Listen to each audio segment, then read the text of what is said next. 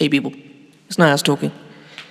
Now, the reason I've made this video entitled Creating Traditions is because of some conversations I've had and some things I've seen.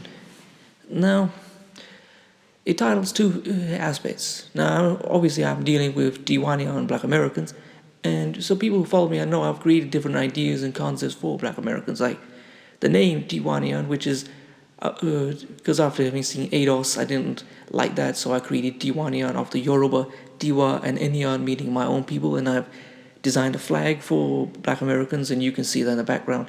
So I'm going to go further. So this was based off conversations like I remember I had with a South African woman, and she talked about the Zulus have manhood rituals, and so do the other tribes. And I thought, well, a lot of Black Americans don't have in terms of well, a lot of things are missing, but these black boys need manhood rituals, and an established one that will help them become men and teach them how to be men. Now, I don't know what is going to constitute this manhood ritual because I'm not at that point, but maybe there's, I don't know, hiking, climbing, doing some martial arts, fighting competitions, possibly overcoming great obstacles, stress, something that will show them they've pushed themselves and become men mentally. That's just me speculating.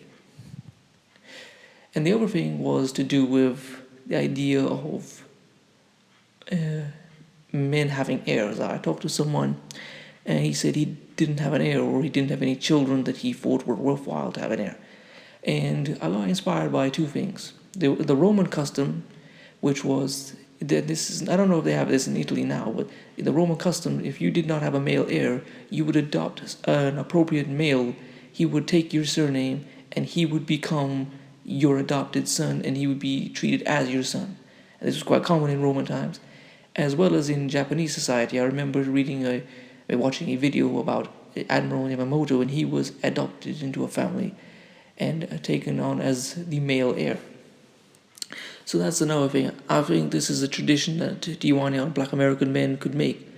So if there is not an appropriate male heir, they could find a suitable man to continue his family name by adopting someone and arranging so that person will change their name and sort of take their place as the next man. And people say, well, that's a bit unusual. Surely the heir should be the blood lineage. Well, that depends upon how you think. I mean, Genghis Khan, when he chose an heir, he chose the best person for the job.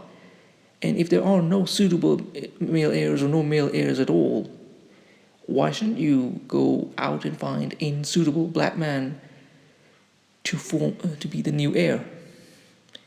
And someone said that continuing a legacy is more about passing on the values and the traditions that you prize rather than so much your bloodline.